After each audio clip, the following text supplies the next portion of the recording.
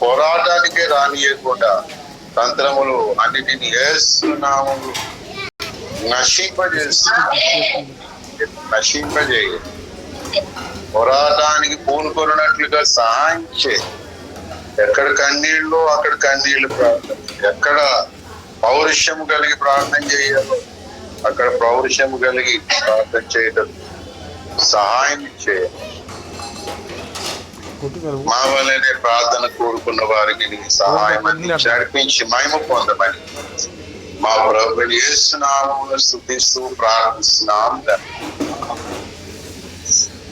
యెహోవా ప్రతీకారము చేయు దేవా, ప్రతీకారము చేయు దేవా, ప్రకాశింపు భూలోక న్యాయాధిపతి లెమ్ము, గర్విష్ఠులకు ప్రతిఫలమి. దావీదు భక్తుడు ఎదుర్కొన్నటువంటి యుద్ధాల్లో ఎక్కువ యుద్ధాలు దేవుడు ప్రతీకారం చేసేటువంటి యుద్ధాలు. దేవుడు ప్రతీకారం తీర్చుకునే యుద్ధాలను దావీదు చూశాడు. ఆ కారణం చేత దావీదు మళ్ళా దేవుడిని అడుగుతున్నాడు, దేవుడిని కోరుతున్నాడు ప్రతీకారము చెయ్యాలి అని. మన దేవుడు ఎటువంటి వాడో పరిచయం చేస్తూనే మనం ఎలాగో ప్రార్థన చేయాలో, తాను ఎలాగూ అనుభవపూర్వకంగా ప్రార్థన చేసాడో ఇక్కడ మనకు తెలియపరుస్తూ ఉన్నాడు. యెహోవా ప్రతీకారం చేయాలి. ఎందుకని అంటే యెహోవా రాజ్యం చేయాలి. దావీదు యొక్క ముఖ్యమైన ఉద్దేశం.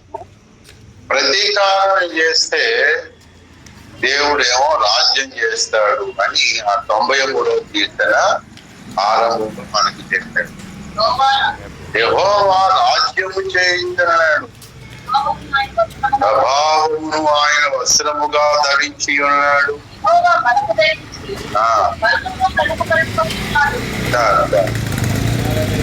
యెహోవా ఏం చేస్తున్నాడు?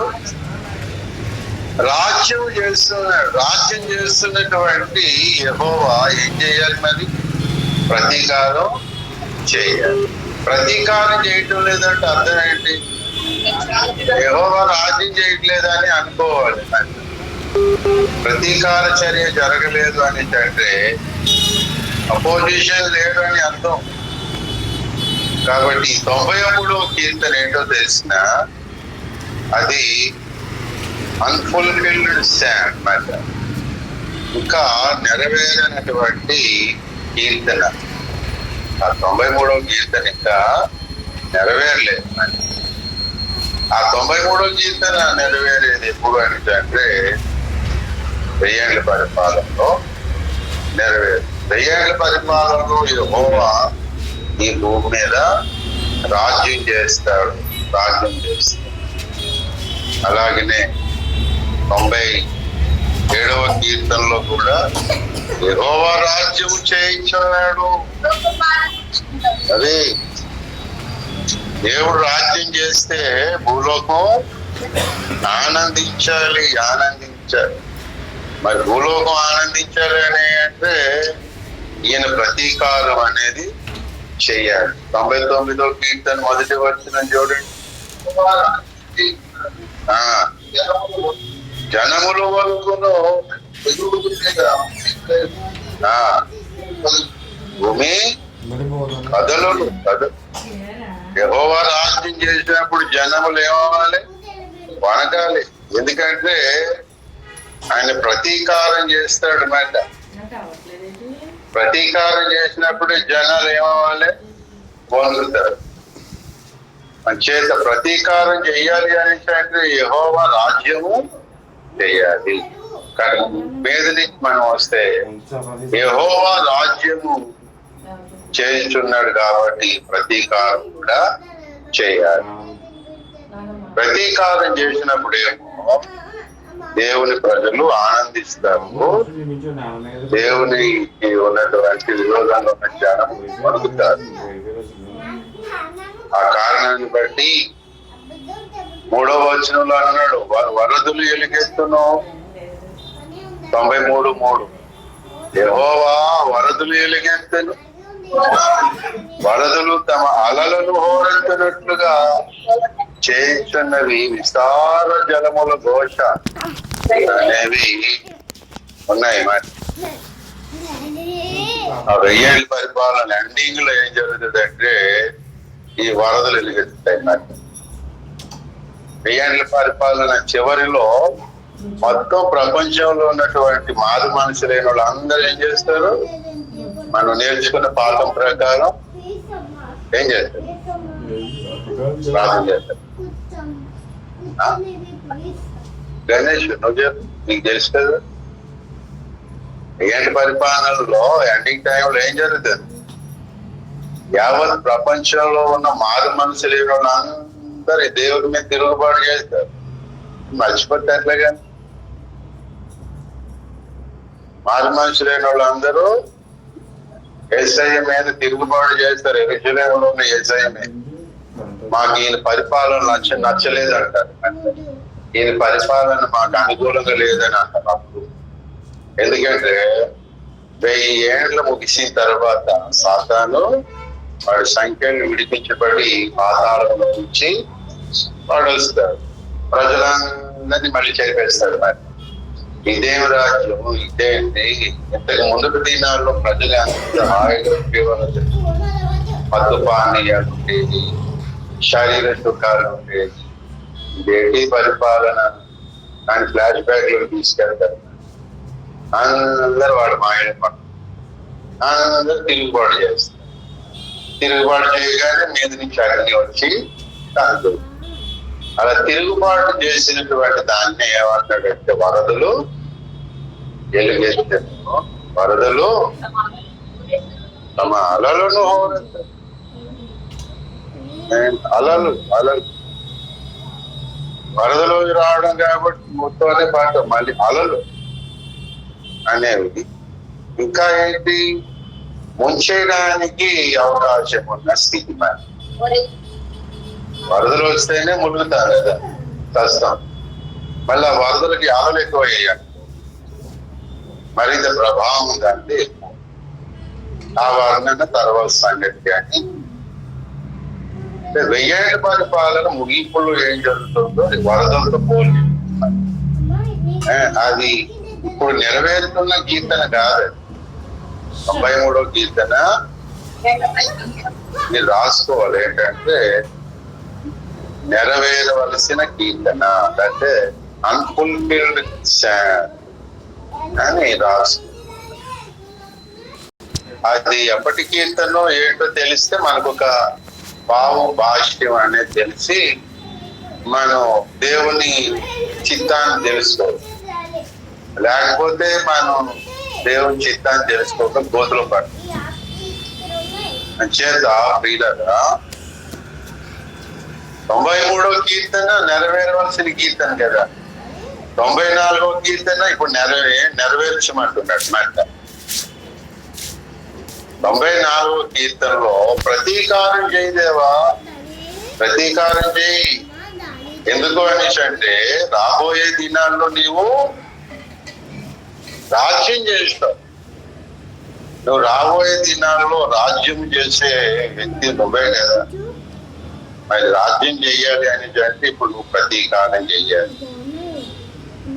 రాబోయే దినాల్లో నువ్వు పరిపాలన చెయ్యాలి అనేసి అంటే నువ్వేమో ప్రతీకారం చెయ్యాలి అని 97, 99 కీర్తనల ప్రకారం యెహోవా రాజ్యం చేస్తుంది.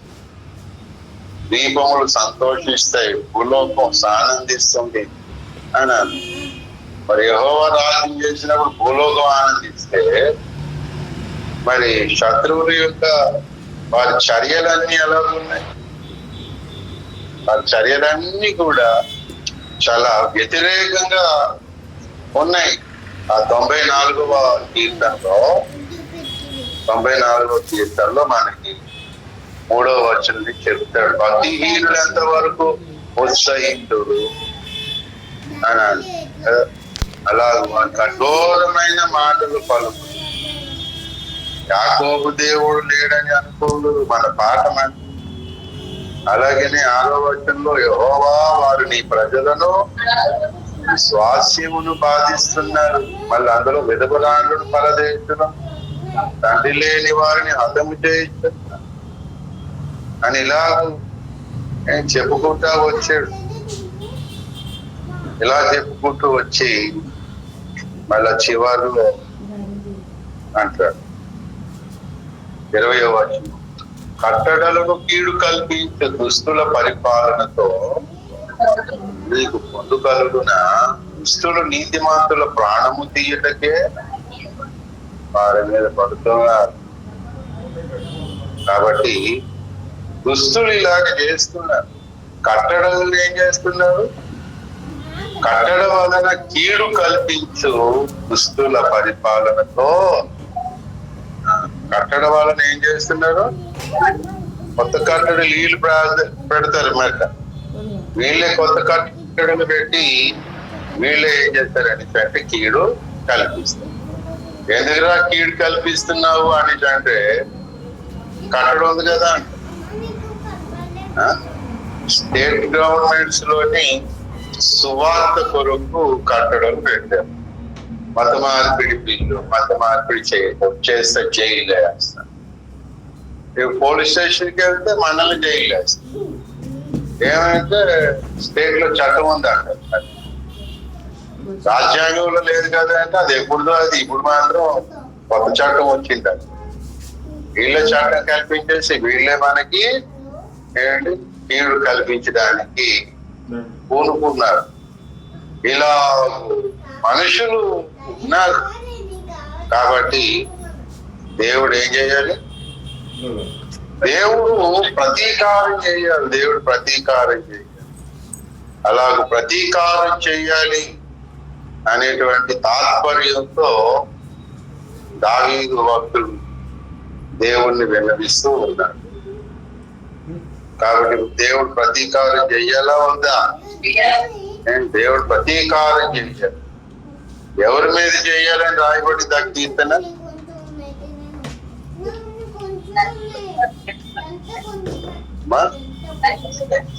బయట వాళ్ళ, ఇంట్లో వాళ్ళ? గర్విష్లేంటి వాళ్ళు ఎవరు అంటున్నాను? ఇంట్లో వాళ్ళ బయట వాళ్ళ? బయట వాళ్ళ? బయట వాళ్ళే. కాబట్టి వాళ్ళు ఏం చేస్తున్నారు? పేదలను, విధవరాండ్రులను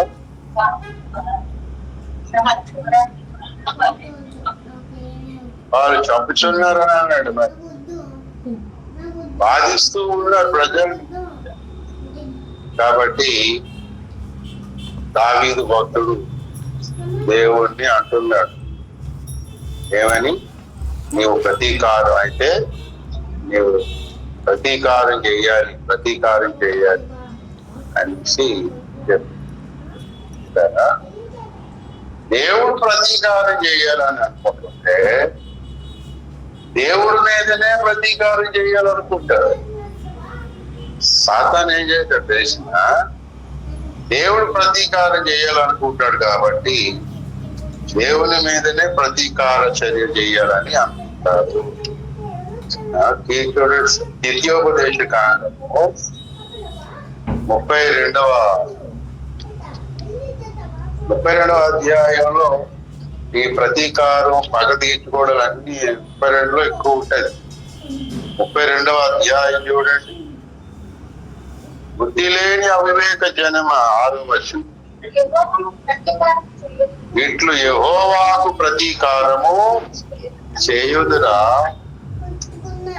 ఆయన నిన్ను సృష్టించిన తండ్రి కాడా? చాలు. ఆయన నిన్ను సృష్టించిన తండ్రి మీద ఏం చేయాలనుకున్నారంటే వీళ్ళు? ప్రతీకారము. ఎందుకు ప్రతీకారం చేయాలనుకున్నారంటే బుద్ధి లేని అవివేక జ్ఞానం. సృష్టికర్తను మరచి జనులు సృష్టినే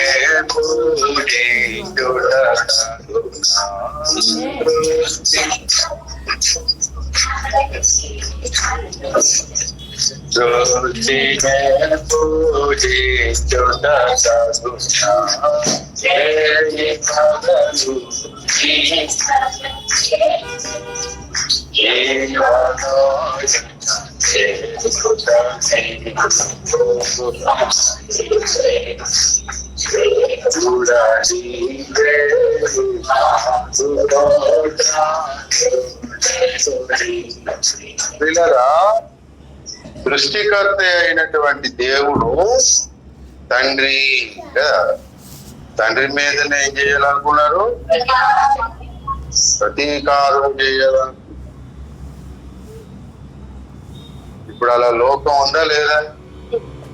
లోకంలో చాలా మంది పిల్లలు తల్లిదండ్రులు చంపేసేవాళ్ళు, తల్లిదండ్రులను నేను బాధించేవాడు. ఏమనేసి అంటే అన్నయ్య కాస్త ఎక్కువ ఇచ్చావు, తమ్ముడు కాస్త ఎక్కువ ఇచ్చావు అని ఏదో ఒక రకంగా తండ్రిని ఆస్తిపాస్తుల కోసం బాధించేటువంటి వాడు. వాళ్ళు తిన్నంగా ఎవరిని బాధిస్తూ ఉన్నారు? సృష్టికర్త తండ్రి. తండ్రి మీద ప్రతీకారం చేసుకున్నాక మన ఓఫిరయ్య గారి మీద ఆ మధ్యన అబ్జాలోం బ్యాచ్కి ఓ ప్రతీకారం అంట. అలా గడప ఏం జరుగుతూ ఉంటది? తండ్రి మీద ప్రతీకారం చేసుకునేటువంటి బుద్ధి లేని జనం ప్రతి తరంలో అలా ప్రియులగా కీర్తనల గ్రంథం దావీదు ఏమంటున్నాడు చూడండి. 41వ కీర్తన 10వ వర్షం. యెహోవా నన్ను కరుణించి లేవనెత్తుము, అప్పుడు నేను వారికి ప్రతీకారము చేసేది. ప్రతీకారం దావీదే పొజిషన్ లో ఉన్నాడు. దేవుని ప్రతీకారం చేసేటట్లు ఉన్నాడా? దేవునికి ప్రతీకారం చేద్దాం అనుకున్నోడికి ప్రతీకారం చేద్దాం అనుకున్నాడు. అది ఎంత ఏంటి మంచి మనస్సు. అందుకే దేవుని చిత్తానుసారమైన మనస్సు గలవాడు మనిషి. అంటే దేవునికి తండ్రికి ప్రతీకారం చేసేవానికి ప్రతీకారం చేయాలి. వాడే దావీదు మనస్సు, దేవుని మనస్సు. అది ప్రతీకారం చేసేవాళ్ళు ఎంతమంది ఉన్నారు ఈ లోకం? చాలా మంది ఉన్నారు కదా. యేసయ్య మీద ప్రతీకారం తీర్చుకోవాలి, ఆయన సేవకుల మీద ప్రతీకారం తీర్చుకోవాలి అనేవాళ్ళు పుట్టుకొస్తూ ఉంటారు. ఎంతో తెలుసు. సైతానికి వాక్యం తెలుసు, దేవుడు ఏం చేస్తాడని వాక్యం తెలుసు, దేవుడు ప్రతీకారం చేస్తాడని వాక్యం తెలుసు. అలాగే అందరూ అన్యజనులకి దేవుడు ప్రతీకారం చేశాడు. మరి రివెంజ్ అంటారు కదా, రివెంజ్ తీర్చుకోవడం అంటారు కదా. అలాగా దేవుడు ఐగుప్తీయుల మీద ప్రతీకారం తీర్చుకున్నాడు. ఇశ్రాయేలు ప్రజల్ని బానిస బ్రతుకు. ఆ తర్వాత మరి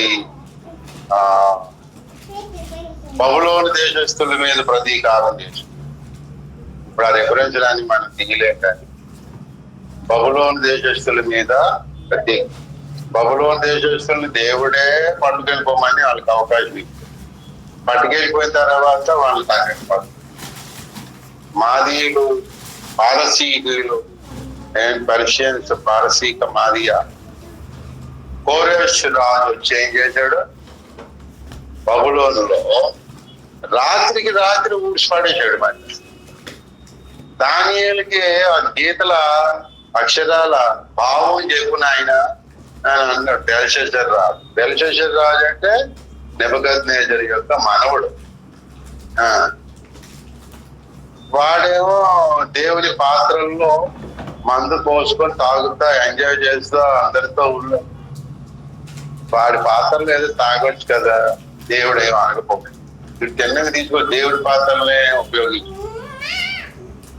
మనం కూడా అంతే అవసరం. దేవుని పాత్రలు అయినటువంటి వ్యక్తుల్ని, సంఘంలో వ్యక్తుల్ని మనం ఏదో ఎంజాయ్ చేస్తాం, దేవుడు ఒప్పుకోడు. కాబట్టి బెల్షస్సరుకి దేవుడు గీత రాశాడు. ఏంట్రా నీ తెచ్చి మీరిపోతున్నావు, నీ గర్వము, నువ్వే బలవంతుడు చూడు, ఏమన్నా ఒక చెయ్యి వచ్చి గీత రాజీ ఏవో గీతలలో రాయగానే వీడు గడగడ చెయ్యి వచ్చి రాసేస్తుంది గోడ మీద. అదే మన ఇంట్లో చెయ్యి వచ్చి రాసేసింది అనుకోండి, మనమేం చేస్తాం? ఇక ఆయన బతికేడు. మనమైతే ప్రియులరా, మన మధ్యలో ప్రియులు ప్రభువునందు నిర్ణయించారు. మెసేజ్ వెంటనే తెల్లలు వస్తే అందరూ వచ్చి చేయండి, ఇంకప్పుడే స్నానం చేద్దాం అనుకున్నాం, ఫోన్లో ముందే తెలిసి అని చెప్పి కాశ్మోకలతో పోయి అట్లా స్నానం చేయాలి. ఏమైంది అని చెప్పి ఏమో రాత్రి బాగానే ఉన్నాడు, లేచాడు తప్పని, మరి తప్పని పడిపోయాడు. తెర గోడ మీద గీతలు చూస్తాం అంటే పిచ్చి గీతలు అనుకుంటాం మనం, అవి వీడికే బాగా కనపడ్డాయి. మిగతా వాళ్ళందరూ చూస్తే ఏమన్నా గీతలు కదా, గీతలు భయపడిపోతాడేంటి. కాబట్టి దానియేలు చెప్పాడు, అది అలాగే అప్పటికప్పుడే రాత్రికి రాత్రే కోరెషు సైన్యం వచ్చింది. ఎందుకో తెలిసిన నెబుకద్నెజరు తర్వాత బెల్షస్సరు చాలా కఠినంగా పరిపాలన చేశారు. విధవరాండ్రని చూడక, కడుపుతో ఉన్నారని చూడక, వృద్ధులని చూడక కఠినమైన దాస్యం చేశారు, చేయించారు. ఇశ్రాయేలు ప్రజలు కనికరం లేదురా నీకని చెప్పి దేవుడు చేసి దాని గురించి ప్రవచనం ఉందే దేవుడు చెప్పాడు. యెషయా గ్రంథంలో ఉందే చెప్పేశాడు, 21వ అధ్యాయం చెప్పేశాడు. అంటే 200 సంవత్సరాలు ముందే చెప్పేశాడు దేవుడు, ఈ బబులోను దేశంలో నాశనం అయిపోతారు.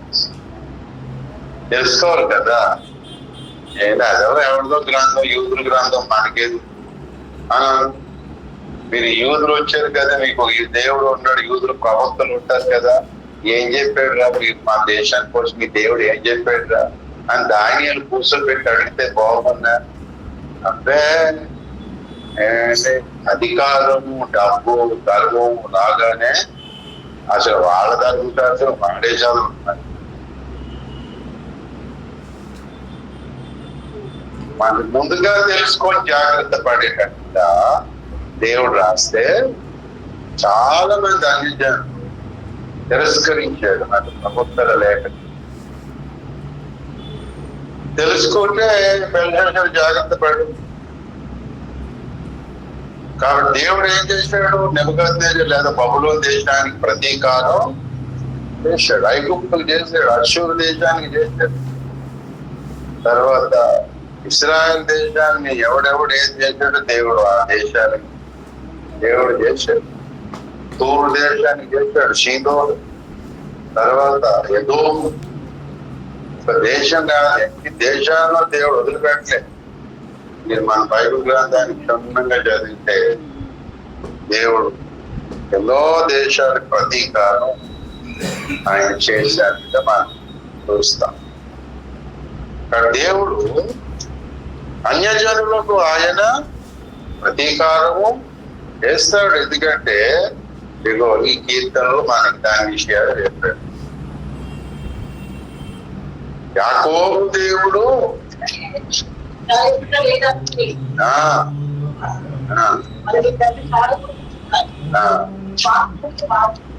నీ స్వాస్యమును బాధించున్నారు. దేవుడు అంటే ఏంటంటే వాళ్ళకి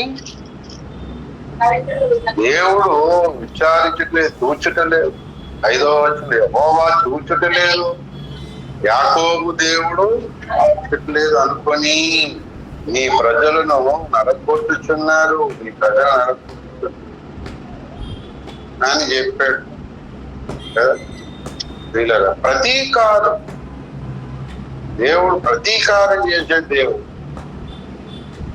అది మన మనసులో ఎంతవరకు ఉన్నది అనేది ముఖ్యం. దేవుడు కాపాడాలి, రక్షించాలి, సహాయం చేయాలి అనే దాని మీద ధ్యాస ఉండి దుష్టుడు ఏం చేస్తాడంటే దేవుడు ప్రతీకారం చేస్తాడనే దాని మీద నుంచి మన దృష్టిని మరణ చేస్తాడు. మనకు మనం ప్రతీకారం చేసుకునేటట్టుగా చేస్తాడు సాతాను. కానీ దేవుడు ప్రతీకారానికి చోటు ఇమ్మని బైబిల్ చెప్పింది కదా. చూడండి, కీర్తనలు రోమాపత్రిక 12వ అధ్యాయం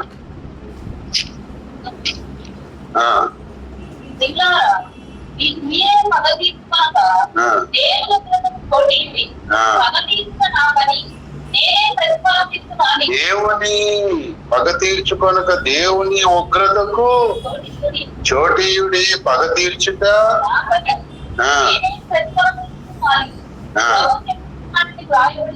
అది అంటే ఇప్పుడు ఎవరికి చెప్తున్నాడు ఈ మాట? సంఘానికి అంటాడు. ఏమంటున్నాడు? మీకు మీరే పగ తీర్చుకోవద్దంటే తీసుకుంటారనే లేదనే.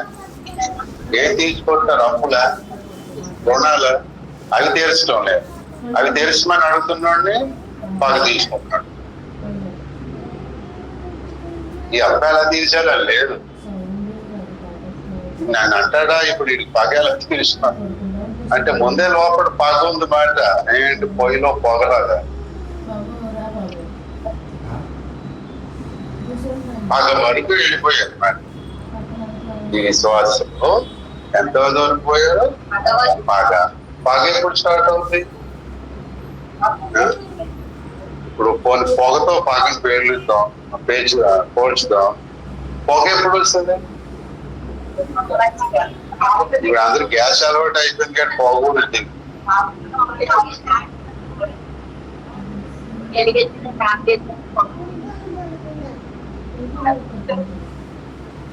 ఇదైతే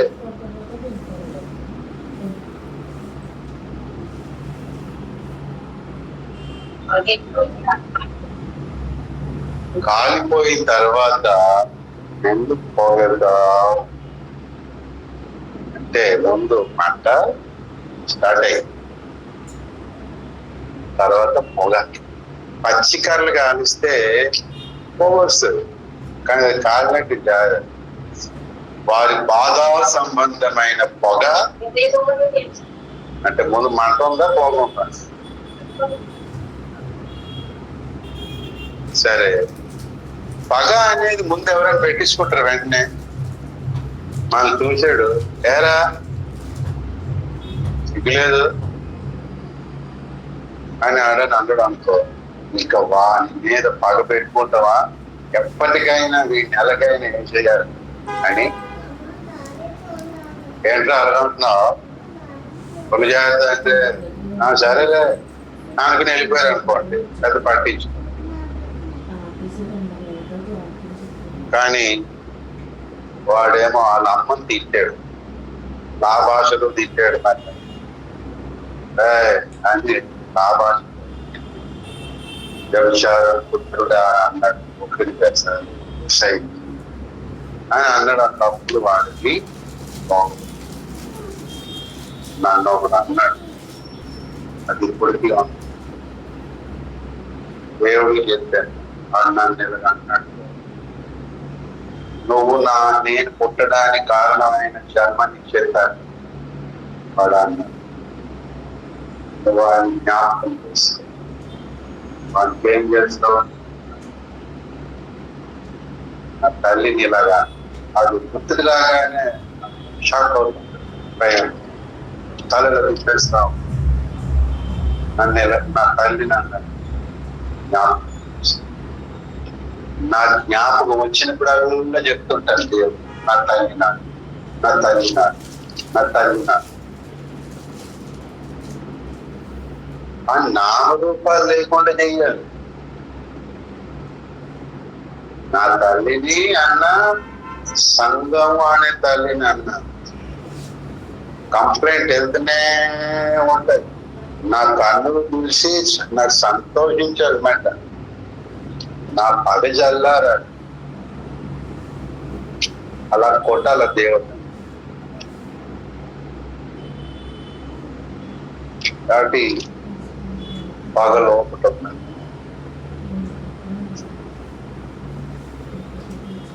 అలాగా అనడం, ఆయన అనిపించడం, లేదు అసలు రేగడం,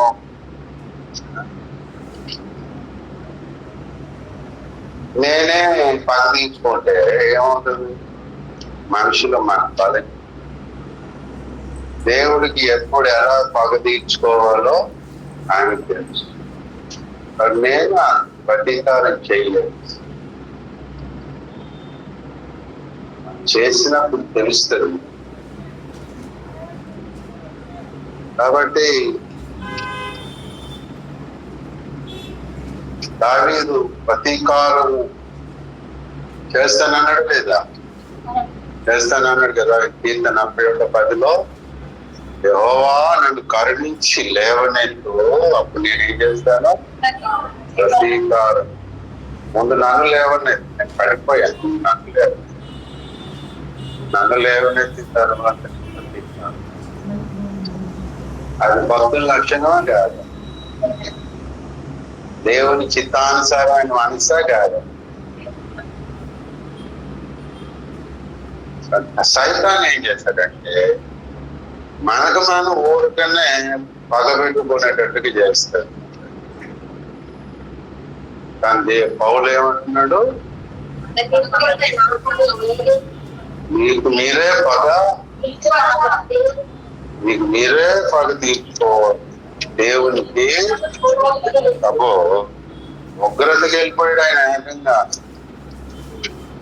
దేవుని ఉగ్రతకు చోటు ఇవ్వండి అంటే జరుగుద్దనా లేదా? పౌలే అన్నాడు ఈ కొత్త నిబంధనలు. అలాగూ హెబ్రీ పత్రికలో కూడా అంటాడు కదా, దాదాపుగా 10వ అధ్యాయంలోన 10వ అధ్యాయం 30వ వచనం చూడండి.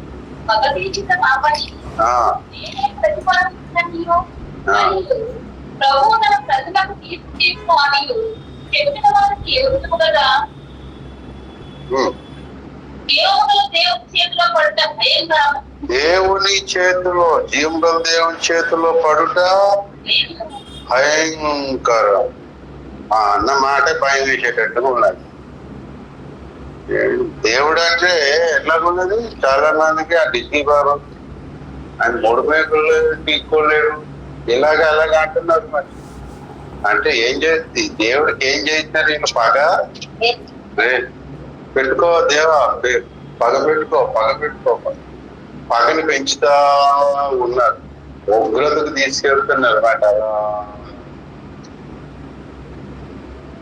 అలాగని ప్రియులారా, ఈ మాట ఎవరికి అంటున్నారు అనేసి అంటే కేవలం అన్యజనులకే కాదు, ఇది తను నమ్మిన బిడ్డలకు కూడా చెప్తున్నాడు.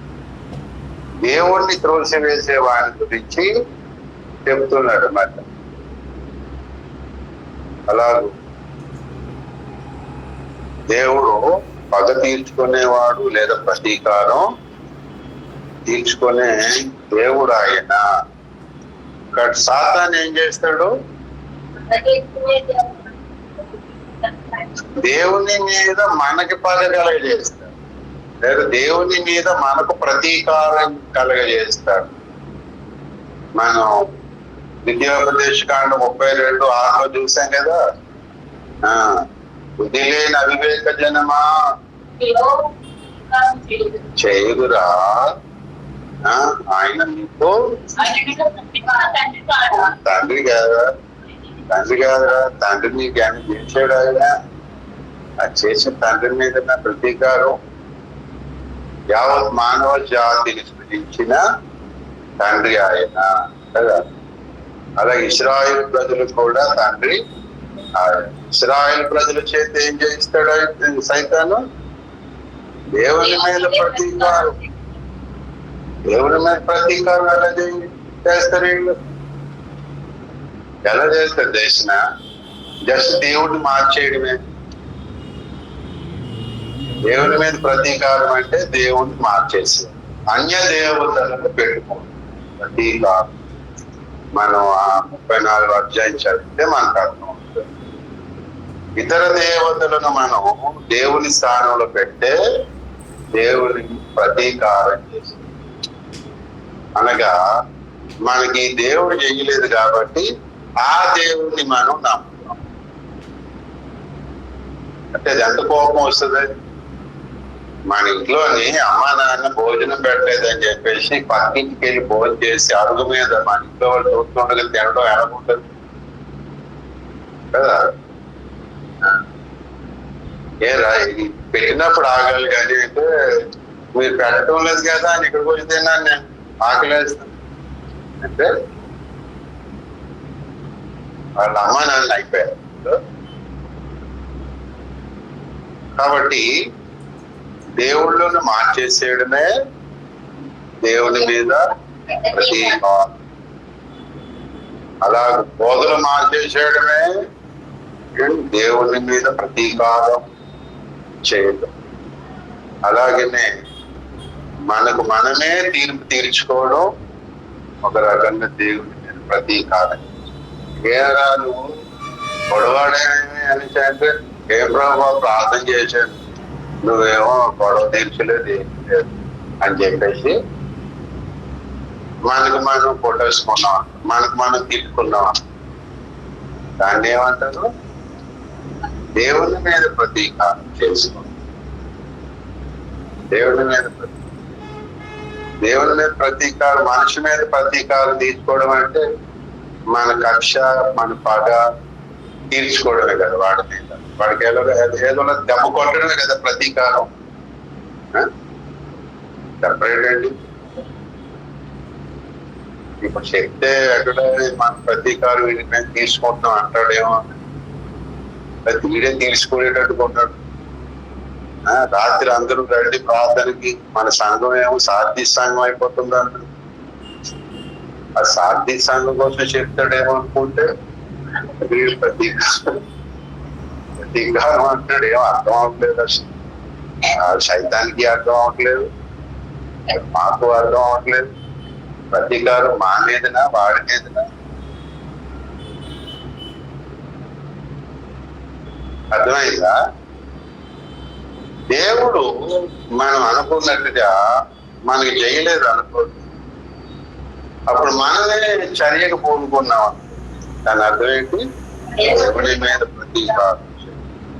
ప్రతీకారం చేస్తే అవతలోడు మనకి చేసిన దాన్ని బట్టి మనం తిరిగి వాడికి చేయడం, పని తీర్చుకోవడం ప్రతీకారం. దేవుడు నీకు చెప్పాను, దేవుడు నాకు సహాయం చేయలేదు కాబట్టి మరి ఇప్పుడు ఏం చేయాలి? నేనే చేసి చేయాలి. అదే నమ్మకం. దేవుడు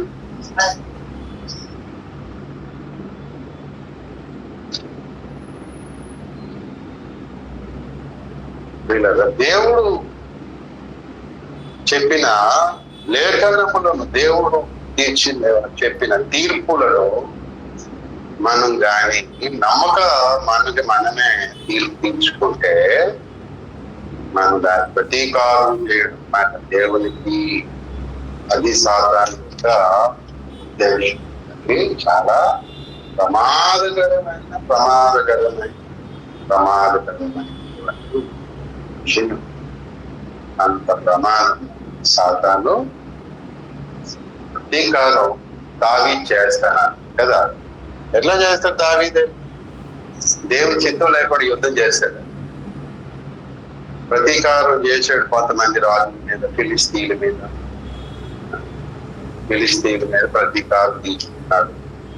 తర్వాత కొంతమంది రాజుల పేరు మర్చిపోయాడు. ఆ రాజేమో తండ్రి ఏమో దావీదుకి సహాయం చేశాడు.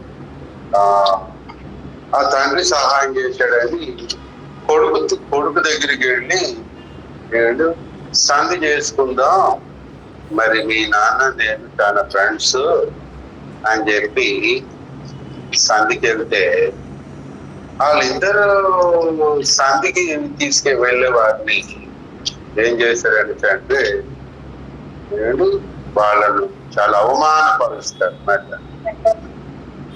ఆ గడ్డములు వారు వచ్చేంత వరకు కూడా అక్కడే ఉండండి అని చెప్తారు. నాహాషు మాట, నాహాషు రాదు, నాహాషు రాదు గురించి ఒక చరిత్ర, చిన్న చరిత్ర ఉంటుంది.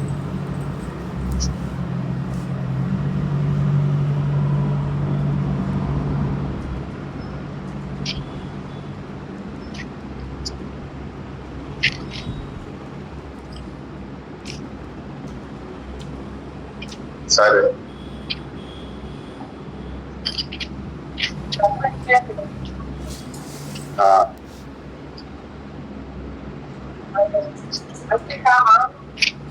దావీదు పంపిన సేవకులను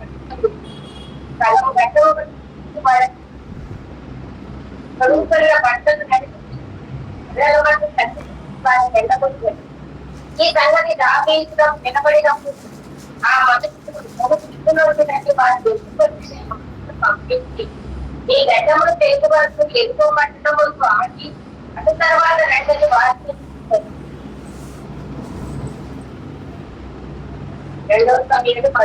అదే అది అలాగూ చాలా మందికి దావీదు ఏం చేసేవాడంటే ప్రతీకారం చేసేవాడు. ఆ ప్రతీకార చర్య అనేది దేవుడిది మాట. మీరేం చూడక్కర్లేదు, ఇక్కడ నన్ను చూడక్కర్లేదు, వెతికేసి చెప్పక్కర్లేదు. దావీదే ఏం చేసేవాడు, ప్రతీకారం చేయడం, అది దేవుని తరపున ప్రతీకారం చేయడం. కాబట్టి దావీదు ఉండే మనసు ఏంటి, దేవుని మీద ప్రతీకారం తీసుకోవడమా? కాదుగా, దేవుణ్ణి ద్వేషించే వారి మీద ప్రతీకారం ఉంటాయి. అయితే సాతాను ఏం చేస్తాడు, సాతాను మనకు మనం ప్రతీకారం చేసుకుని దేవుని మీద ప్రతీకారం చేసేటట్టుగా చేస్తాం. ఇక అప్పుడు సైతాను రాజ్యం మరల ప్రబలుతాం. యెహోవా రాజ్యం చేయుచున్నాడు అన్నదానికి బదులు సాతాను రాజ్యం చేయుచున్నాడు అనే మాట నెరవేర్పు. కాబట్టి మన దృష్టి మన వాళ్ళ మీద నుంచి పోయి తప్పించేయాలి. మన దృష్టి మన దేశం మీద విరుచుకుపడుతున్నటువంటి దేవ విరోధుల మీద మనం పెట్టాలి. పరిశుద్ధాత్మ దేవుడు మన కన్నులను ముట్టాలి. అప్పుడు మనం దావీదులాగా మన ప్రతీకార చర్యకు మనం పూనుకోవాలి. మనం ఇప్పుడు ప్రార్థన చేయడం అది. కాబట్టి మన దృష్టిని ఎప్పుడు దేని మీద పెట్టాలి, ఒక దృష్టి దేవుని తరపున ప్రతీకారం మనం చేయడానికి పూనుకోవాలి. మరి ప్రస్తుత పరిస్థితి ఏంటంటే ఇలాగ ఉన్నది కదా, మనం ఎన్ని ప్రార్థనలు చేసాం మనం అని మనకు అనిపించచ్చు. అందుకే దాని 93వ కీర్తన దేవుడు రాయించి 94వ కీర్తన రాయించి. 93వ కీర్తన ఎప్పుడుది, పరిపాలన జరుగుతుందా జరుగుతుంది. అది జరుగుతుంది కాబట్టి ఇప్పుడు విశ్వాసంతో దేవుడిని ప్రార్థన చేస్తారు. కాబట్టి మనం ప్రార్థన చేయడానికి భవిష్యత్తు ప్లాన్ దేవుడు ఏం చెప్పాడో దాన్ని మనం ముందు నమ్మితే ఇప్పుడున్న పరిస్థితుల్ని బట్టి మనం ప్రార్థన చేయగలం. ఉదాహరణగా యోసేపు భవిష్యత్తుని నమ్మాడా లేదా? నమ్మాడు. గోతులో పడ్డాడు, జైల్లోకి వెళ్ళాడు, బాధపడ్డాడు. ఇవన్నీ జరిగాయి. అయినా కూడా విరోధం పెట్టుకోలేదు. ఎందుకని? తనకి దేవుడు చూపించిన కళ నెరవేరుతుంది. అది నాకు కారణం. ఆ కారణాన్ని బట్టి వచ్చిన అన్నల మీద ప్రతీకారం చేసుకోలేదు. ప్రతీకారం చేయలేదు.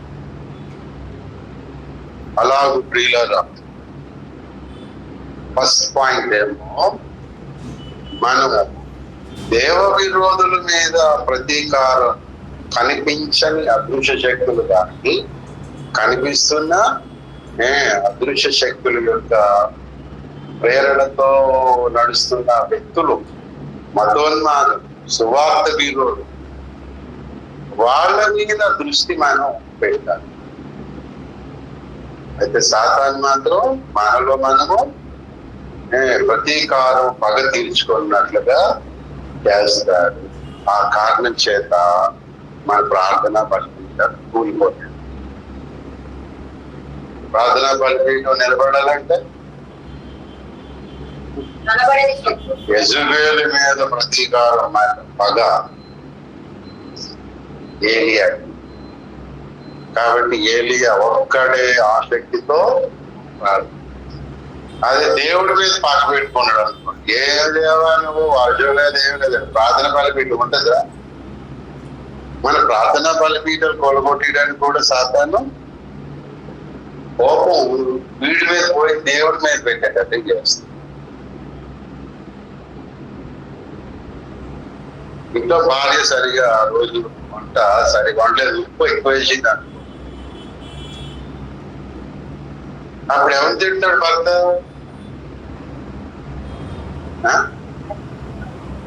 భార్యను తింటాడు. మరేమవుతుంది తర్వాత? కాపురం అనే బలిపీఠం కూలిపోతే లేదు. కాపురం మెల్లి స్టార్ట్ అవుతుంది, మాట ఇరిగిపోవడానికి. అలాగే సంఘంలో మనకి ఏదో జరిగింది, ఇక అది పట్టుకుంటే ఏమవుతుంది? సంఘం అని ప్రార్థన బలిపీఠం వెళ్ళిపోయి ప్రార్థన ప్రాకారముగా ఉండాల్సిన వాళ్ళు కోల్పోతారు. బలిపీఠం తర్వాత ప్రాకారం. బలిపీఠానికి దిక్కులేదు, ప్రాకారం ఉంటుందా? కాలేదు. అంచేది మన ప్రార్థన బలిపీఠం కొనుక్కోవాలంటే వ్యక్తిగతంగా మనలో మనకు పగలు రేపుతాడు.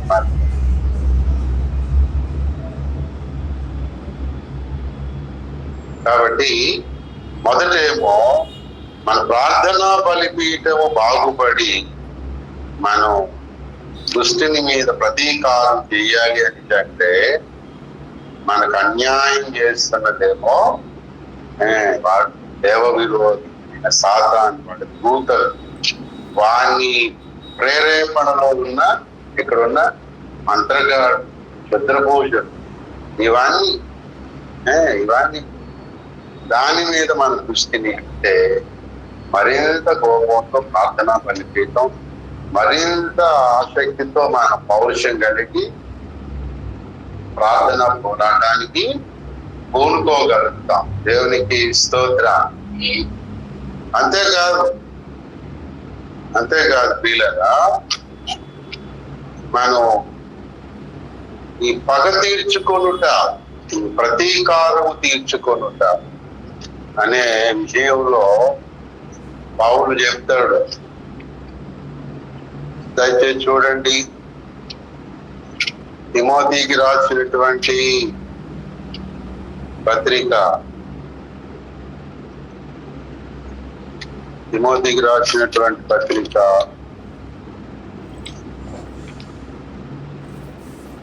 2వ పత్రిక 2వ అధ్యాయం 23 నుంచి చూడండి.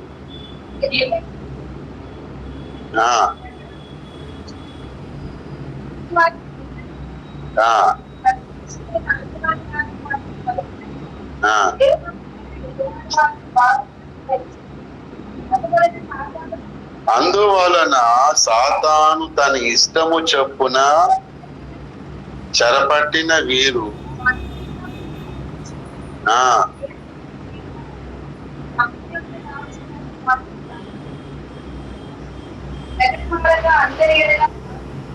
ఆల్రెడీ ఏమైపోయారట కొంతమంది దేవుని పిల్లలే. అందువలన సాతాను తన ఇష్టము చెప్పున చెరబట్టిన మీరు వాణి ఉరిలో నుండి తప్పించుకొని మేలుకొందురేమో అని దైవజనుడు ఇలాగూ చెయ్యాలి అని అర్థం. కొంతమంది ఆల్రెడీ ఏమైపోయారు ఏంటి, సాతాను ఏంటి చెరలోకి వెళ్ళిపోయారు. సాతాను వాళ్ళని చెరబట్టేశాడు, వాళ్ళు చెరబట్టేశాడు అని చెప్తారు. సాతాను చెరలోకి పోయేటటువంటి వారి విషయమే. వాళ్ళు చెరలోనికి పోవడానికి కారణం మళ్ళా దైవజనులు పౌరులు లేకపోతే సంఘమే ఒక కారణం మాట. కొరింథీయులకు రాసినటువంటి మొదటి పత్రిక 5వ అధ్యాయం 4-5 చదవండి.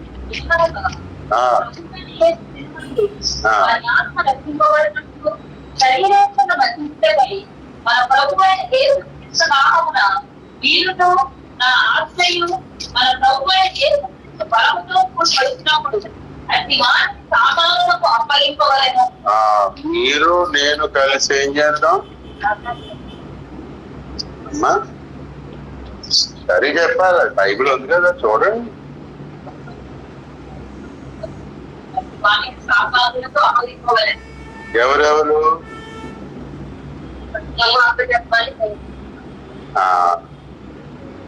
అట్టి వాణిని సాతానుకు అప్పగింపవాలని వాడిని సైతానికి అప్పగించేయడం అంటే అర్థం ఏంటి?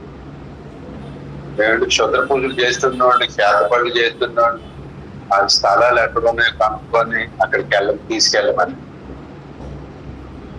ఆ శ్మశానాలు పూజ చేశారు. ఆ శ్మశానాలు అఘోరాలు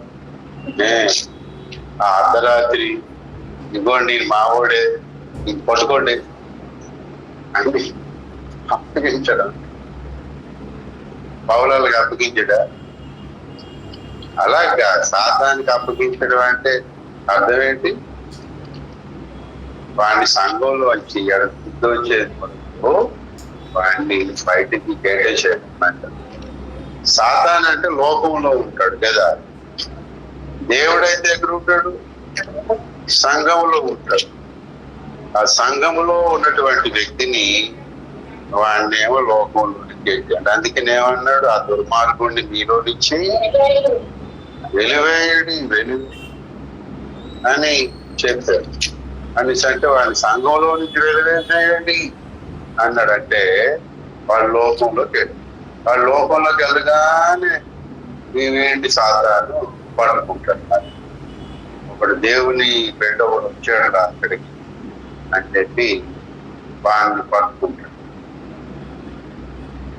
చాలా లోకంలోనికి వాడిని పంపించేసేయడం, సహవాసం నుంచి తొలగించేసేయడం ఏంటది? సాతానికి అప్పగించేసేయడం, సాతానికి అప్పగించేసేయడం. కాబట్టి ఇప్పుడు సాతాను ఏం చేస్తాడు తెలిసిన, తనకు అప్పగించినట్టు కొందరినేమో ఆ తప్పుడు కార్యాలు చేసేటట్టు చేస్తాడు.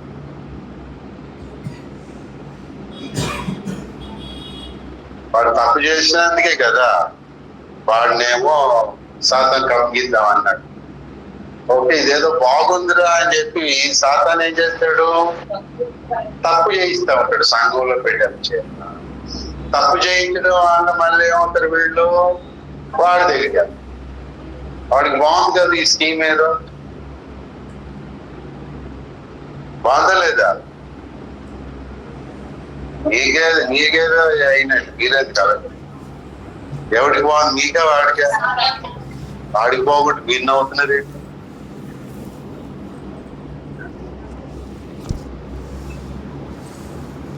సాతాను గర్జించే సింహం వాళ్ళే ఎవరిని మింగుతున్నా అని వాడు ఏం చేస్తా ఉంటాడు? వెతుకుతా ఉంటాడు మాట.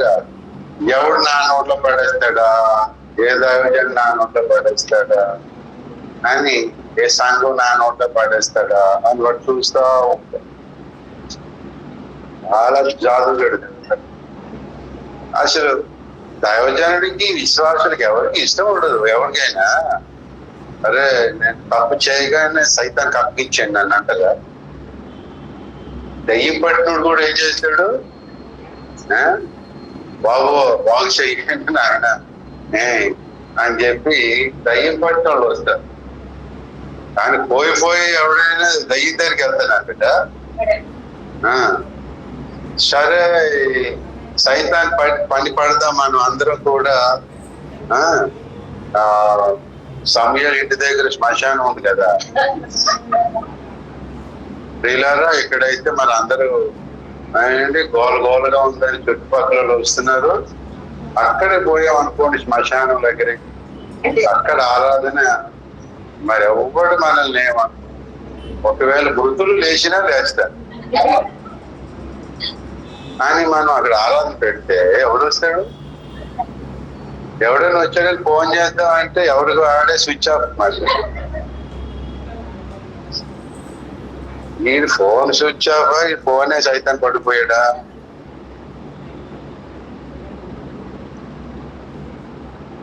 మనకి ఇష్టం ఉండదు కదా మరి. కానీ మనకి ఇష్టం ఉండదు, సాతానికి మాత్రం మనం దొరకడం వాడికి ఇష్టం. వాడు వెతుక్కొని ఏం చేశాడు తెలిసిన, ఎవడు దొరుకుతాడా అని చూసి, ఎవడు వెలివేయబడతాడా అని చూసి వాడిని పట్టుకోవాలని రెడీగా ఉన్నాడు. పౌలు ఆల్రెడీగా ఉన్నాడు మాట, వీడిని సైతానికి అప్పగిద్దామని. వాడు కూడా బయట రెడీగా ఉన్నాడు. ఇది పౌల్ టైంలో అలా చేశారు. సంఘం ఏం చేసిందంటే బయటకి గంటేశారు. వాళ్ళకి ఎవడైనా తప్పు చేస్తే వానికి బుద్ధి కలగాలని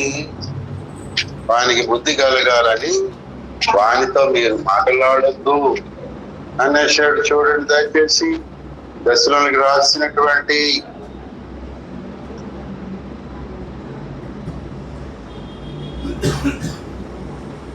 మొదటి పత్రిక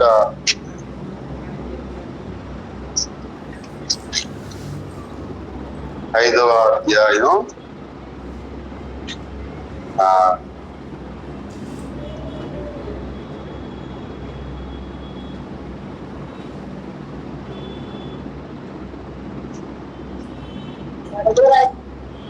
13వ అధ్యాయం 14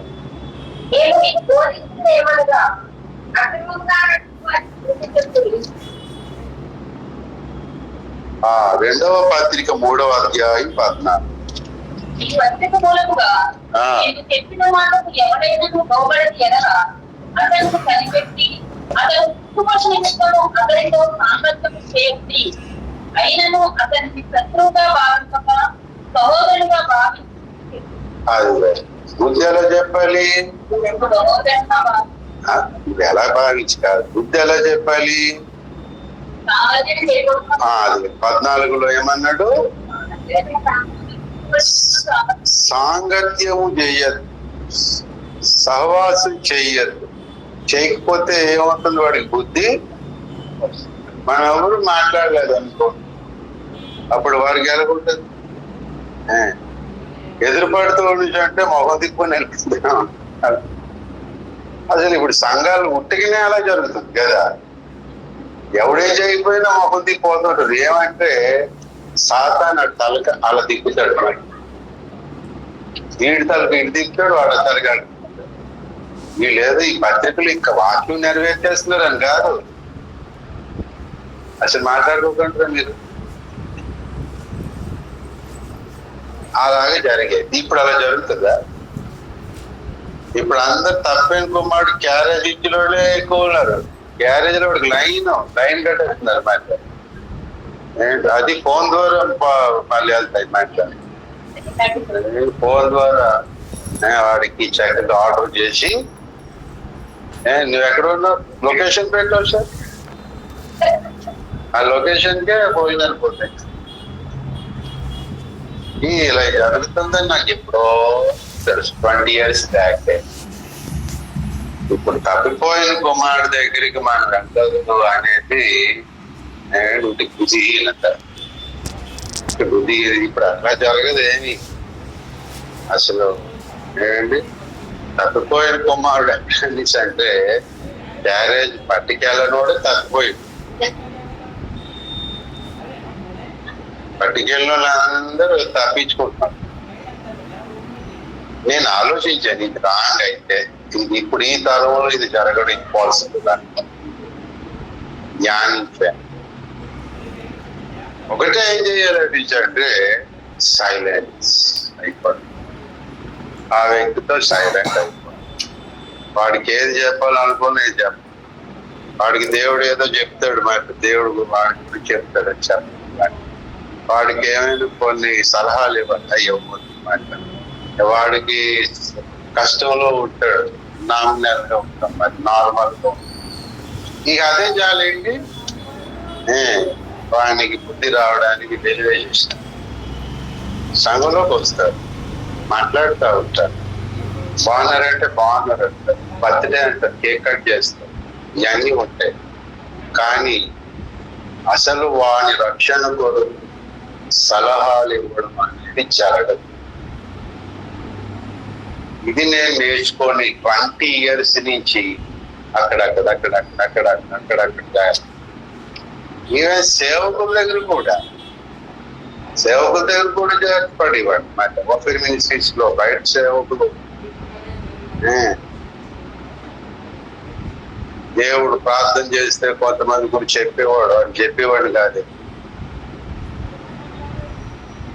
వాడు కొంచెం ఆపదలో పడుతున్నాడు అని తెలిసాక చెప్పేవాడిని కాదు. మరి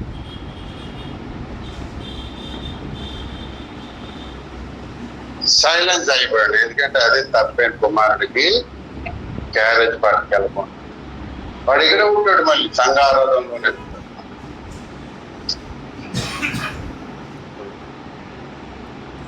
క్లోజ్ గా ఉంటే ఏమవుతుంది? క్లోజ్ గా ఉంటే ఇదేంటి చెప్పుకుంటుంటాం కదా. దూరంగా ఉంటే ఏమవుతుంది? చెప్పుకోకపోవడమే దూరం చేయడం. కృష్ణ చాలా మంది వీళ్ళ రక్షణ సంపూర్తి చేసుకోలేరు. ఎందుకో తెలిసిన వాళ్ళ అభిప్రాయాలు వీళ్ళు చెప్పుకోండి, కాపరికి చెప్పు, వాని యొక్క బాధలు చెప్పు, వాడు సలహా కూరు, వాడు మధ్య వాడు జీవిస్తావు, అది అలా నష్టపోతాడు. అంచేత ఇప్పుడు ఈ రోజుల్లో తప్పై దూరంగా పోతాను అన్నాడు. మనం ఏం చేయలేము.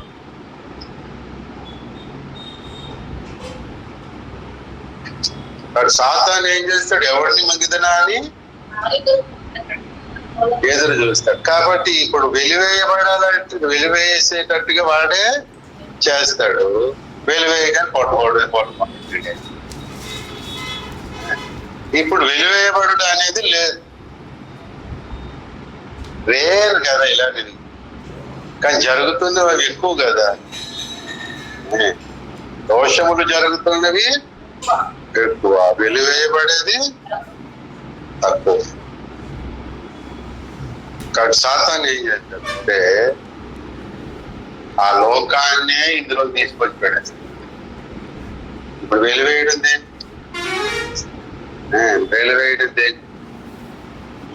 కాబట్టి లోకాన్ని ఎక్కడ తీసుకొస్తాడు?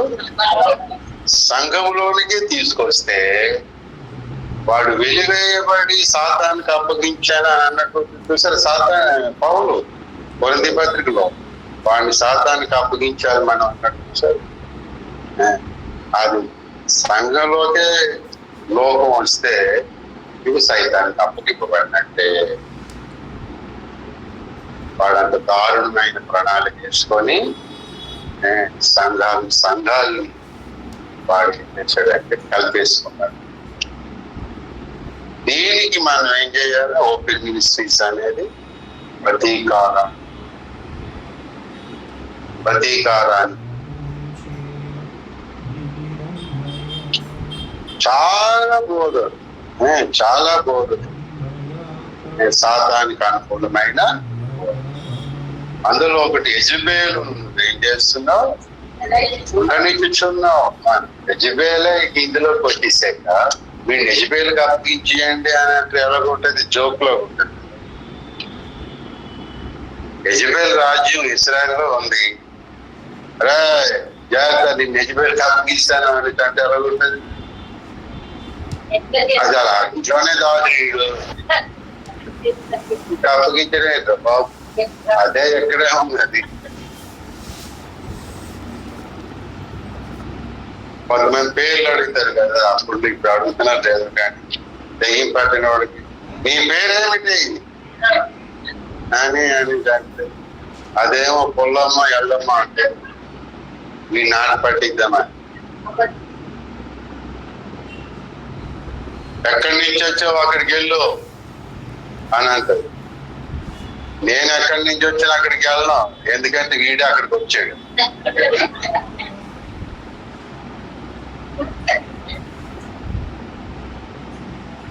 వాడే నా దగ్గరికి వచ్చి నన్ను ఇక్కడ తీసుకొచ్చాడు. నేను నన్ను వెళ్ళమంటావేంటి అనేసి ఇప్పుడు ఎవడు వెళ్ళాలి అక్కడికి? వీడు తీసుకొచ్చి వీడే వెళ్తాడు. వీడు తీసుకొచ్చి వీడే వెళ్ళాడు. నన్ను తీసుకొచ్చాడు కాబట్టి వీడు వెళ్తే నేను వెళ్తానంటే ఆడు వెళ్ళడు, వీడు వెళ్తాడు, ఇది ఎవరు? అదే తొలితైన సంఘంలో యెజబెలు. యెజబెలు పో వేసినానంటే ఎట్లా పోయేది? నన్ను ఇక్కడ సింహాసనం వేసి నాకు కూర్చోబెట్టినాడు. ఇలా పో అంటే మనం కూడా ప్రార్థన చేస్తాం కదా, కర్మేలు ప్రార్థనలో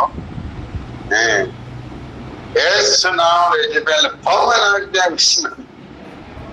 అలాగే అనద్దు. యెజబెలుని మేము తరిమి వేయగలిగినట్లుగా అందరూ తరిమి వేసే స్థితి నువ్వు కలిగించు. ముందు సత్యం నమ్మితే యెజబెలు ఏమవుతుంది? అదే పోతుంది. నువ్వు టాబ్లెట్ వేస్తే జ్వరం పోతలేదు.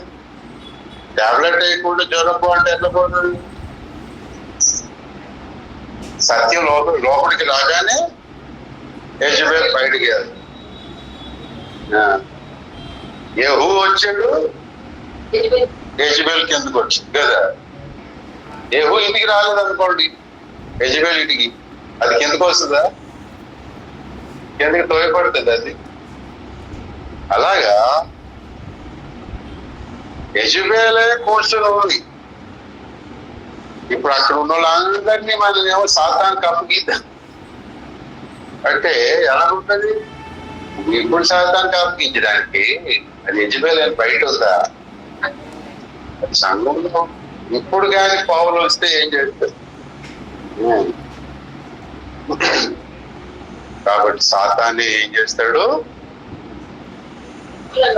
సంఘములో ఉన్న వ్యక్తిని బయటికి వచ్చేటట్టుగా వాడు చేస్తాడు. అలా బయటికి వచ్చేటట్టుగా చేసి అసలు వాడే లోపలికి. ఇప్పుడు వాడిని సాతానికి అప్పగిద్దామనేసి అంటే సాతాన్ని లోపట ఉన్నాడు. కాబట్టి సాతాను లోపలికి వచ్చేసేటప్పుడు ప్రతీకారం చేసే ఏలియా ఉంటారు. యెహోవాడు ఇప్పుడు తీరాలి. ఏంటంటే దేశంలోకి వచ్చి ఇట్లా అందరినీ తడబడి పాలు చేస్తున్నావు అని చెప్పి రోషం కలిగినటువంటి వ్యక్తి ఒకడు ఉంటే దాని శరీరాన్ని నాశనం చేసి దాన్ని నాశనం చేసేసే అవకాశం ఉంటుంది. ఆ ఒక్కడు కూడా లేడు అనుకోండి, తొలితైన సంఘం లాగా ఉంటుంది. మొదటి పాయింట్ ఏం చెప్పుకున్నాం మనం? దేవుడు ప్రతీకారం చేయ దేవుడు కాబట్టి సాతాను దేవుని మీద మనమే ప్రతీకారం చేసేటట్టుగా చేస్తాడు. దానికి రిఫరెన్స్ ఏం చెప్పుకున్నాం? ద్వితీయోపదేశకాండం 32:6. ప్రతీకారము దేవుడి మీద చేయడం అంటే అర్థం ఏంటో చెప్పుకున్నాం. ఏమండి? ఇతర దేవతలను ఆరాధించినట్లు ఇతర బోధులను ఆరాధించినట్లు అలాగే దేవుడు చెప్పిన దానిని నమ్మనీయకుండా చేయడం అనగా మనకు మనమే పగ మీకు మీరే పగ తీర్చుకోకండి అని అన్నోళ్ళు రోమీలు ఏసైని నమ్ముతున్నారా రోమాదేవతను నమ్ముతున్నారు? ఆ లేఖ రాసినప్పుడు రోమీలు ఏసైనైనా నమ్ముతున్నారు. రెండోది పౌలు బోధలోనైనా ఉన్నారు, వేరే బోధలు ఉన్నారా? పౌలు సిద్ధాంతంలోనే అయినా పగ తీర్చుకుంటున్నారా లేదా? పగ తీర్చుకుంటారు. కారణం ఏంటి అంటే పగ తీర్చుకోనుంటే నా పని అనే లేఖన నమ్మటం లేదు నాకు. ఒకవేళ నమ్మిన దేవుడు స్పీడ్ గా చేయటం లేదు, కానీ మనం తీర్చుకుంటారు ఈలో.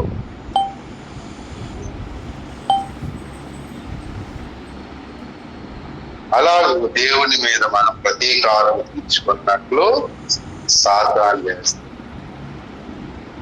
దేవుని పిల్లలే దేవుని మీద ప్రతీకారం చేస్తే ఎలాగుంటుంది?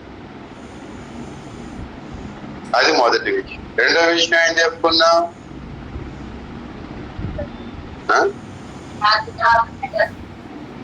మీకేం అర్థం అవ్వలేదు కదా? అర్థమైంది. మొదటి చెప్పుకుందాం మళ్ళీ, ఇంటికెళ్ళి వద్దాం మళ్ళీ. ఇంటికెళ్ళి మరి రా. రెండో పాయింట్ ఏంటి?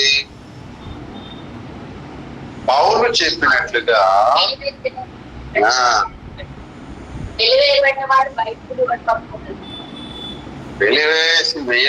వాడే వెలివేయించేటట్టుగా చేసి వెలివేయబడిన తర్వాత పట్టుకునేటట్టుగా చేస్తాడు. అలాగే చేసి చేసి వాడే సంఘంలోకి వచ్చేస్తాడు. యెజబెల్ వచ్చినట్టుగా చేస్తాడు. ప్రతి సంఘంలో ఒకడెవడో అయినా ఏలియా లాంటి ఉంటాడు, యెహూ లాంటి ఎప్పుడైనా ఉంటాడు దేవుని పొలం. అప్పుడు మనం ప్రతీకారం చేసే దానిలాగా తయారవుతాం. అందుకొరకు మనం ఏం చేయాలన్నాడు పౌలు? వానికి బుద్ధి కలుగునట్లుగా కొంచెం ఇటు సాంగత్యంలో డిస్టెన్స్ మెయింటైన్ చేయాలి. శత్రువుగా భావించాడు. లోపల సహోదరుడే, కొంచెం దూరం మెయింటైన్ చేయగా నీకు బుద్ధి వస్తుందా లేదా, బుద్ధి వస్తుందా లేదా, తిరుగుతాడా లేదా, రవ్వ అది బుద్ధి రావాలి ఆయన దిక్కున ఆయన సాయం చేయి అని అన్నది మనమే. ఆయన కనపడగానే ప్రైజ్ ఆ ప్రైజ్ సరే ఉంటానా అని ఏదో నార్మల్ ఇరిగిపోరు లాగా అలా మెయింటైన్ అనుకుంటారు. అప్పుడు దాన్ని ఏమంటారు? మనం దావీదు లాగా ప్రతీకారం అనేది చాలా గంభీరంగా ఉంది. కానీ బుద్ధి వచ్చినట్లుగా వాడితో సాంగత్యం చేయకండి అనేది అనుకున్నది గంభీరంగా ఉంది. అది మనం ఎవరితోనైనా మాట్లాడడం మానేస్తే ఇలాగే అయితేనే మాట్లాడడం మనం ఎవరితోనైనా సహవాసు సాంగత్యం కొంచెం దూరం పెట్టామంటే ఎలా ఉండాలి? ఈ పౌలు చెప్పిన 2వ దశకం 3వ అధ్యాయం 14 వచ్చిన లెక్కల్లో ఉంటారు. అందుకు సైలెంట్ అవ్వాలి, అందుకు సహవాసం డిస్టెన్స్ వర్క్ చేయాలి. అంతేగాని మనకేదో వాడు నాలుగు తిట్టాడని, నేను ఆ డబ్బులు అడిగినట్టు ఇవ్వలేదని, లేకపోతే వాడికి బర్త్డే కేక్ తెస్తేనేమో నాకు కనీసం విశేష కూడా చెప్పలేదని, ఇట్లాంటి వాటి మీద నేను మనసు పెట్టేసి ఈ గడిపీసు ఆ తర్వాత ఈ కొత్త పీసు దానికోసం మానే మనసు పౌలు చెప్పాడు. అందరూ అమూల్యమైన వ్యక్తులు కదా, పొరపాట్లు అనేవి జరుగుతాయి కదా. మా ఇంటికి కోటానికి రాలేదు కానీ నేను మీ ఇంటికి పౌలు లేక నేను నెరవేరింది. వాళ్ళ వచ్చిన కోటంలో కూడా ఇద్దరు మరి మాట్లాడుకోరు. ఈమెమో ముసుగేసుకుంటది. నా వైరి అయినా పెనిన్న అనుకోలేదు, అన్న వస్తుంది అక్కడికి. అన్న కూర్చుంది. ఈ అన్న కూర్చోగానే ఈ పెనిన్న ఏమో ముసుగు తీస్తారు. ఇక్కడ పక్కన అన్న ఉంది. ఎలాగుంటది పెనిన్నకి గోటు రారా పిల్లలదే పక్కన కూర్చొని అర్హత ఉంది అసలు గోటు మొహం వేసుకొని అని అందుకని అలా చూస్తుంది. అంటే ఏమైంది అది మాట్లాడుకోవడం వాళ్ళు మాట్లాడడం మానేసావు. ఏమైనా రక్షణ వైపుకు తిరిగాడా, ఏమైనా వచ్చిందా, ఏమైనా వాడు ఏమైనా బాబోయ్ సహవాసం లేకపోతే నేను ఉండాలి, నాకు చాలా అని చెప్పి తిరిగేదా.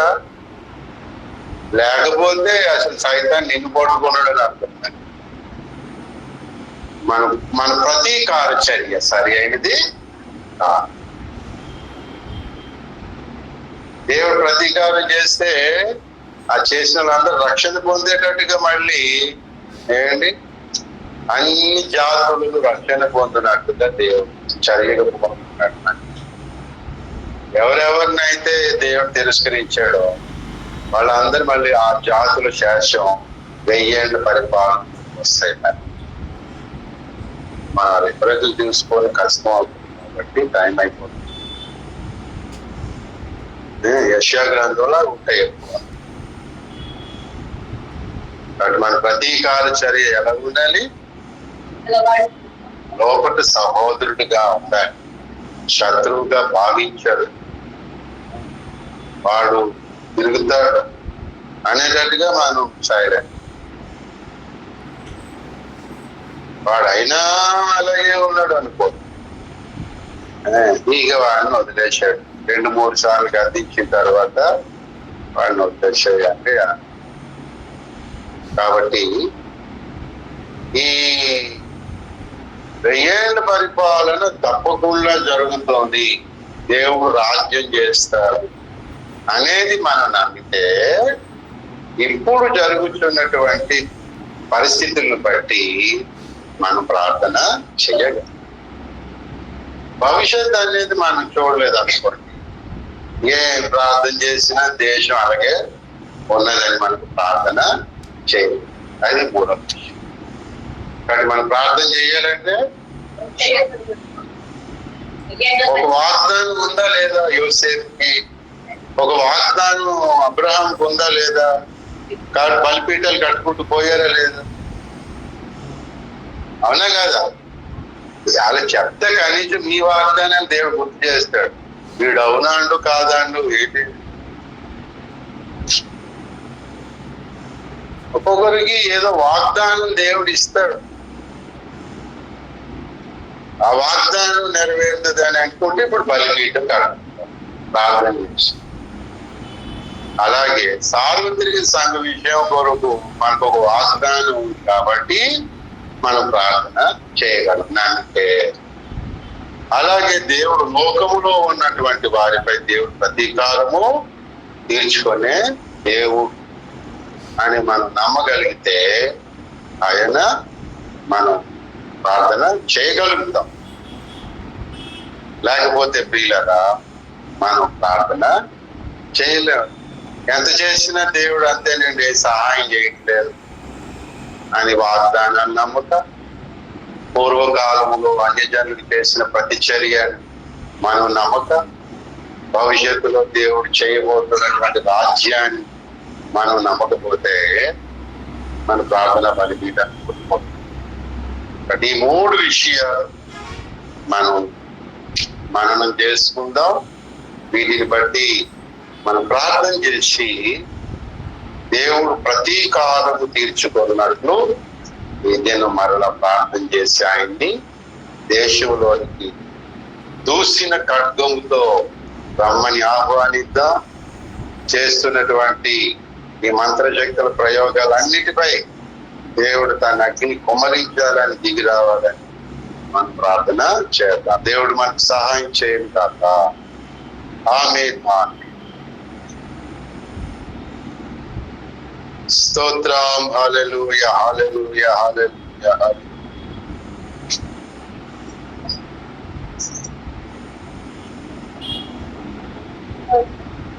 అందరూ అలా లేచి నిలబడదాం ఒకసారి. ఇంతవరకు కూర్చున్నాం కాబట్టి ఒక్కసారి మనం లేచి నిలబడదాం.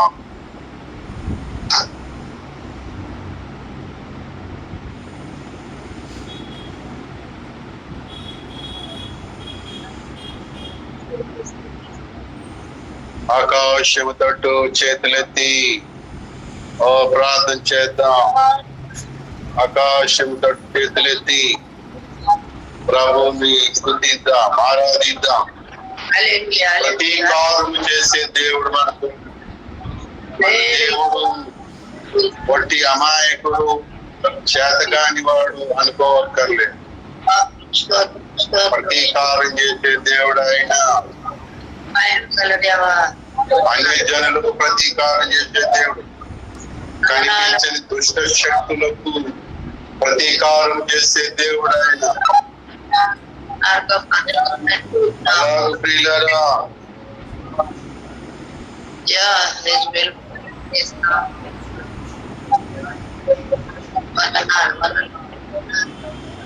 మనకి ఎవరు అన్యాయం చేసినా ప్రతీకారం చేసే దేవుడు ఆయన. అందుకనే పగ తీర్చుకున్నట్టు నా పని,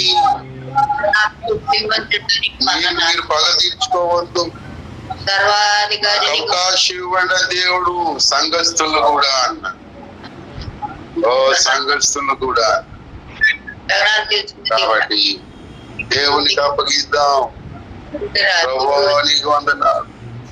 ఎవరు వారి అవ్వద్దు. ఓ దేవునికి అప్పగించేసేయండి, దేవునికి అప్పగించేసేయండి. నా పరిస్థితిని నేను అప్పగించేసాను దేవుడు.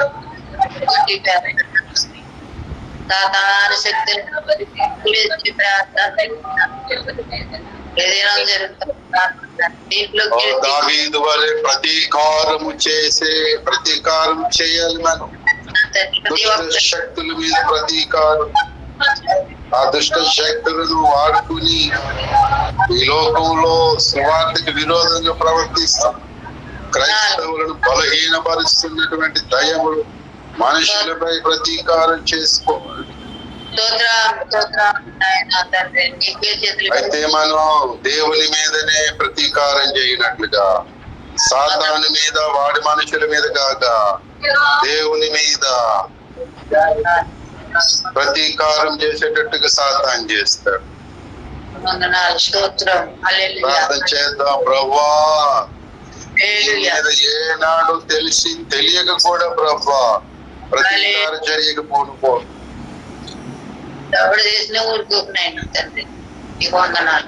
మన సంఘంలో బిడ్డలను మనం అన్యాయంగా ప్రతీకార చర్యకు పూనుకుంటే అది దేవుని మీద ప్రతీకారం చేస్తున్నట్టు. దేవుడు నాకేం చేయలేదు, నేనే చేస్తానని పూనుకుంటే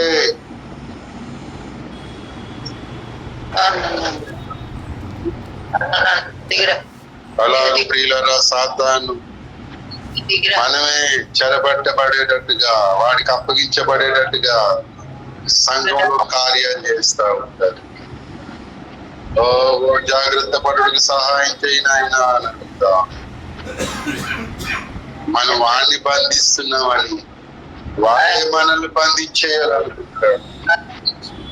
వాడే మన మీద ప్రతీకారం చేసేయాలని చూస్తూ ఉంటాడు. దావీదు మనస్సు నాకు దయచేయను ఆయన.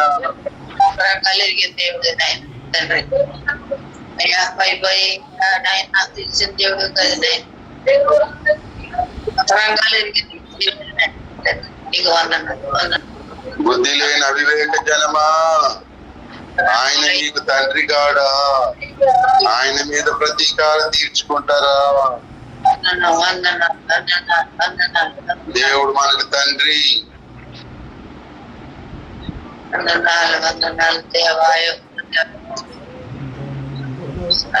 ఈ రాత్రి కాలపు ప్రార్థనకు వచ్చే మనం ఎలాంటి మనసుతో ప్రార్థనకు రావాలో దేవుడు తెలియపరుస్తున్నాడు. దుష్ట శక్తుల మీద ప్రతీకారం, భవిష్యత్తుని బట్టి, పూర్వకాలమును బట్టి, వాగ్దానాన్ని నమ్మి మనం ప్రార్థన చేయగలిగినట్లుగా అయ్యా సహాయం చేయండి, సహాయం చేయాలి. మనం ఏనాడైనా దేవునికి అప్పగించామా? మన ప్రయత్నాలు మనమే చేసామా?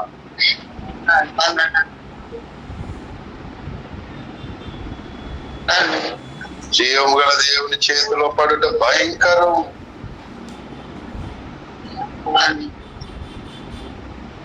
కోర్టులో జడ్జిని పక్కన పెట్టేసి అక్కడికి వచ్చేవాడు కూర్చొని తీర్పు తీర్చొచ్చా? ఎంత శిక్షార్హమైనటువంటిది. పిల్లలకు దేవునికి అవకాశం ఇవ్వాలి. మనం తీర్పులు ప్రకటించేయొద్దు.